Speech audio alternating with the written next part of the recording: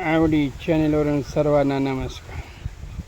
अवकाळी पावसामुळं झालेली केळी बागेतील पडझड, संपूर्ण बाग अशा प्रकारे कोलमडून गेलेली आहे. शेतकऱ्याच्या हिताचं असं काहीच राहिलेलं नाही या शेती क्षेत्रामध्ये. एकच क्षेत्र आता राहिलेलं आहे, ते म्हणजे व्यापारी क्षेत्र. व्यापाऱ्यांचीच चलती आपणाला पाहायला मिळेल. ही घड असे एकावेका अडकलेले आहेत, काही घड जमीनदोस्त झालेले आहेत. हे सेमीफायनल घडाचं सुरू आहे. हवामान खात्याच्या अंदाजानुसार 19 पासून संपूर्ण महाराष्ट्रामध्ये भयानक पाऊस होणार असल्याचा अंदाज आज या आवडी शहरातून आपणास पाहावयास मिळत आहे. पहा, मोठाला ढग पुढं पुढं सरकत तो शेतकऱ्याचं जीवन उद्ध्वस्त करत जाणार आहे. याच्या अगोदरही केलेला आहे आणि आताही तो करत आहे. अवघड आहे. बळीराजाचं दुःख सांगायचं कोणाला. तर हा जो भाग दिसतो, जुने केळीचं खुंट सोकलेले वाळलेले, त्याच्या ठिकाणी जी पिल्लं आहे त्यालाच आपण खोडवा म्हणणार आहोत. खोडवा आपण ठेवणार आहोत. काय येईल तो येईल, जाईल तो जाईल. पहा, अशा प्रकारे गोरा भैया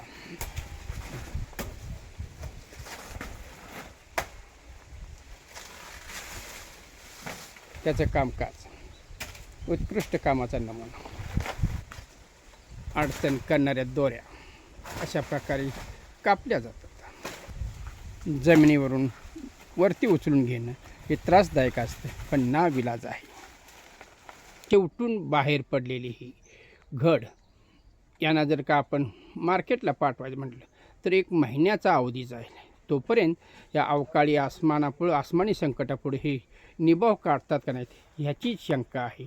यांना आपण बेस्ट लक देऊया आणि ह्या ठिकाणी आपला व्हिडिओ थांबवूया. जय हिंद, जय महाराष्ट्र.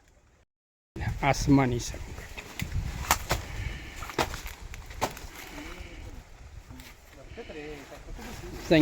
संकेत झांबरे, आष्टा हरिओम फ्रुट्स कंपनी, आष्टाचे मालक, त्यांचे हे कामगार वर्ग अशा प्रकारे पाठवणीस योग्य केळीचे घड या पडलेल्या घडापासून वेगळे करत आहे.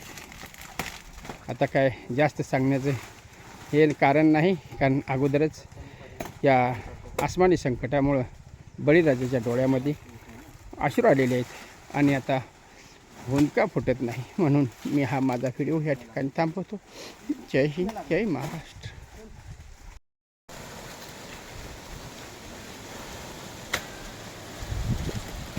टीम के मैनेजर कप्तान गौरा भैया, ये यूपी के, ये अच्छी घड़ लेकर केला देखकर वो कट करता है और उनके है साथीदार.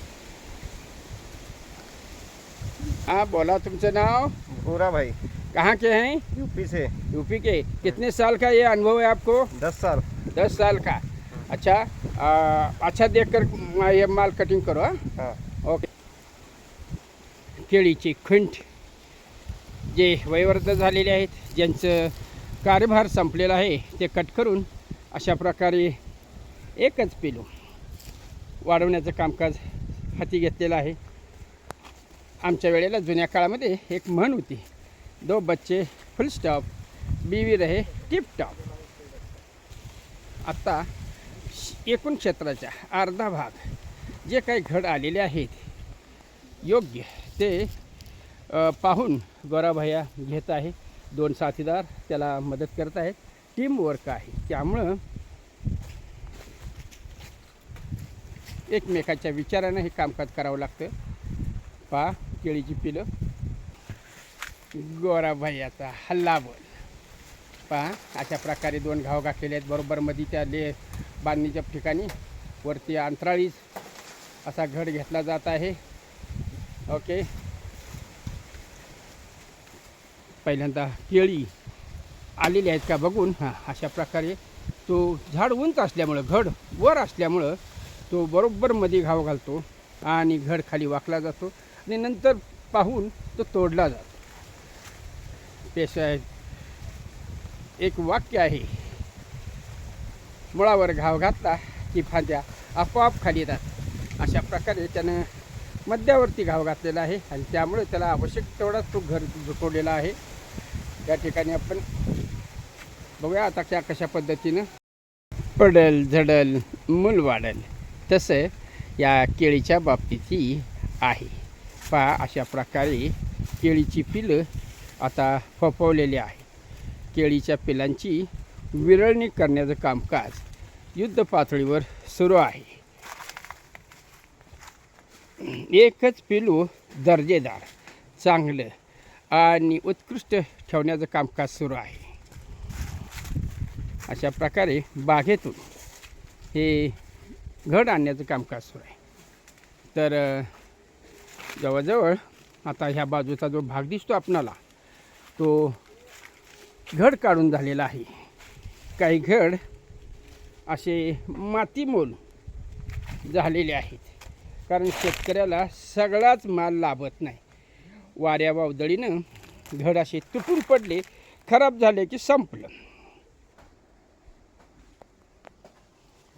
बघ पहा, खास तुमच्यासाठी आखरी पडा सेमीफायनल केळी बागेतील केळी पाठवण्याची सेमीफायनल दोन्ही कामं एकाच वेळेला सुरू आहे.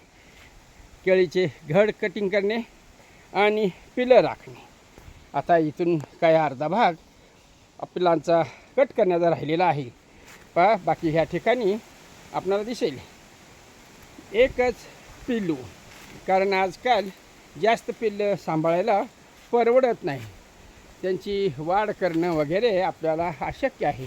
कारण आता ही बघा, कापल्यानंतर 4 दिवसापूर्वी ही पिलं कापलेली आहेत, ह्या पुन्हा उगवून आलेले आहेत. जसं राक्षस असतो ना, तसा हा केळीचा राक्षस. तर आपण आपल्या गोराभाईकडे जाऊया, बघूया गोराभाईचं कामकाज काय आहे. तो UPचा आहे, ठीक आहे.